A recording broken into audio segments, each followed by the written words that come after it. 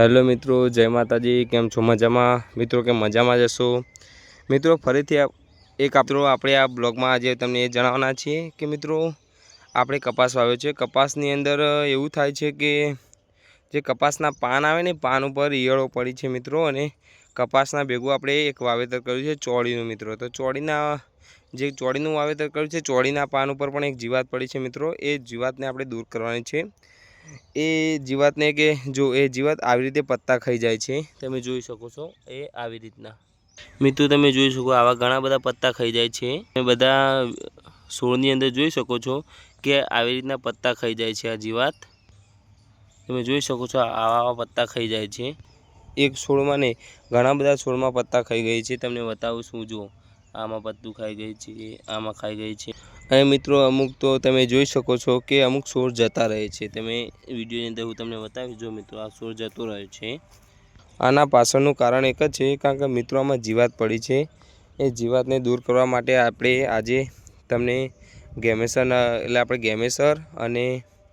ગેમેસર અને મિત્રો રખ્યા આવે છે, રખ્યા બંને મિશ્ર કરીને આપણે આમાં નાખશું, કારણ કે આના લીધે જે અંદર જીવાત પડી છે એ જીવાત દૂર થઈ જશે। જો મિત્રો આપણી બ્લોગના અંદર આપણે આ રખ્યા અને ગેમેસર બંને મિક્સ કરીને આપણે છોડ ઉપર નાખવાનું ચાલુ કરી દીધું છે મિત્રો।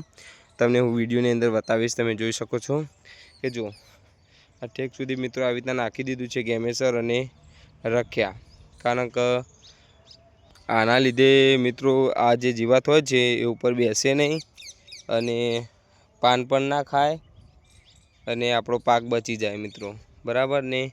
આ પાકની અંદર આપણે સુંદર મજાની રોપડી મારીએ છીએ, એ પણ તમને બતાવીશું મિત્રો।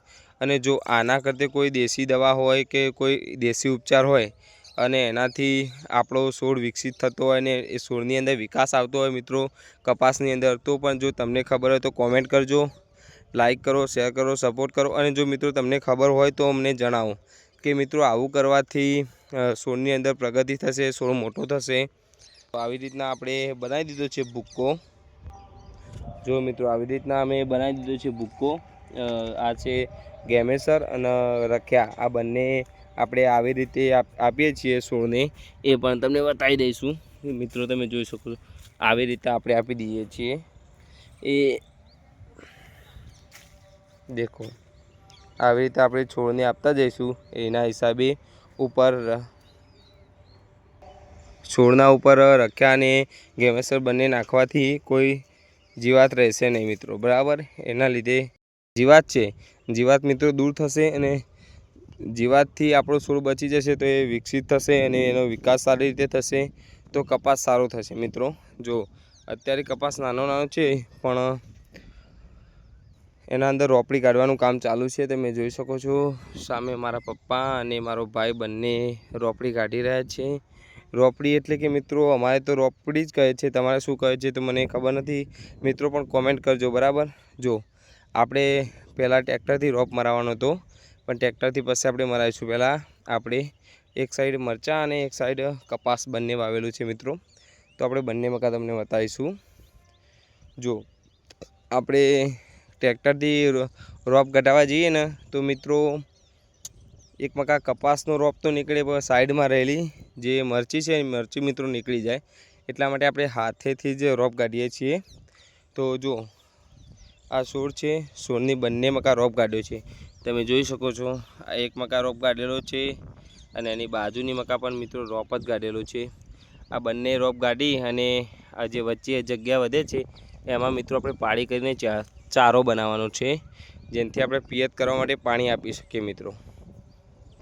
આપણું કપાસનું વાવેતર લગભગ દોઢ એક વીઘામાં છે, તમે જોઈ શકો છો। અને આપણો કપાસ થોડો 15 દિવસ લેટો આવ્યો છે આપણે, એટલે થોડો હજુ ગ્રોથ નથી થયો, એટલે જલ્દી ગ્રોથ થાય એવું કંઈ દવા કે કોઈ દેશી ઉપચાર હોય તો આપણે જણાવો મિત્રો। અને તમે જોઈ શકો છો આપણે કપાસની અંદર ભેગી મરચી પણ વાવેલી છે। જો આ છે મરચીના છોડ મિત્રો। મરચીની અંદર જોવા જઈએ તો મરચીની અંદર આ રોગ નથી આવ્યો, પણ આ જે પેલી મકા ચોળી વાવી છે ચોળીની અંદર અને ચોળીની અંદર અને કપાસની અંદર આ રોગ આવે છે, પત્તો ખાઈ જાય છે। તમે જોઈ શકો છો કે અમુક જે છોડ છે એનો ગ્રોથ સારો થયો છે, એ પણ હું તમને બતાવીશ મિત્રો। તમે જોઈ શકો છો કે આ કપાસના છોડ છે પણ એનો ગ્રોથ બહુ સારો છે, બરાબર। જો આ પણ તમે જોઈ શકો છો, આમાં કપા થોડા સારા છે। हेलो मित्रों, वीडियो अंदर તમે જોઈ શકો છો કે મિત્રો આપણે ખેતરની અંદર રોપ થઈ રહ્યો છે અને અમે રોપડી કહીએ છીએ મિત્રો। મારો ભાઈ અને મારા પપ્પા બંને રોપ કાઢી રહ્યા છે મિત્રો। આગળ રોપ કાઢવામાં બાકી હ આ રોપ કાઢવામાં બાકી છે મિત્રો, ના આટલું રોપ નીકળી ગયું છે, બરાબર। મિત્રો આપણા ખેતરની અંદર આપણે સુંદર મજાનો ને સારો આંબો આવેલો છે, એ પણ મિત્રો આજે તમને બતાવીશું। કારણ કે ચોમાસાની અંદર એને પાણી મળતા એનો વિકાસ થયો છે, એનો ગ્રોથ થયો છે, એ પણ આપણે તમને બતાવીશું વિડીયોની અંદર। આપણા વિડીયોમાં બન્યા રહો, આપણે તમને બતાવીશું મિત્રો, બ્લોગની અંદર બન્યા રહો। તો મિત્રો તમે જોઈ શકો છો આ સુંદર મજાનો આંબો, એને પણ મિત્રો જો કેવા હરાહર અને સુંદર મજાના પાન આવ્યા છે।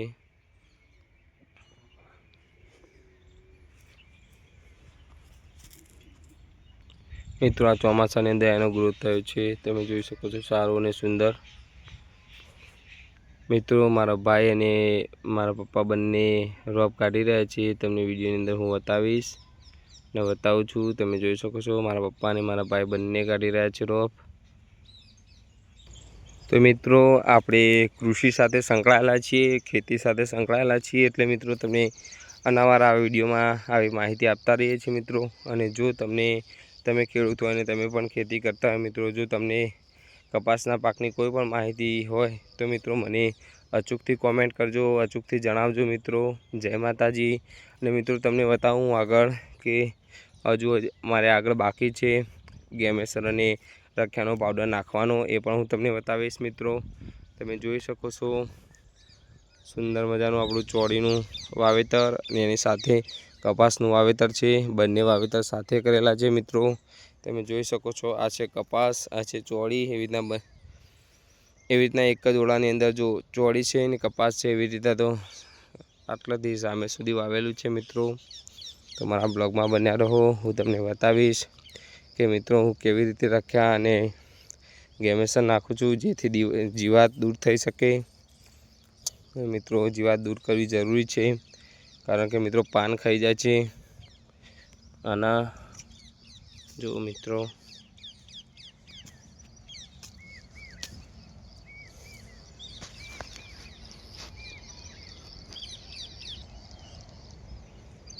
તો મિત્રો જય માતાજી, બાય બાય, મળીએ આવા નવા વિડીયોમાં।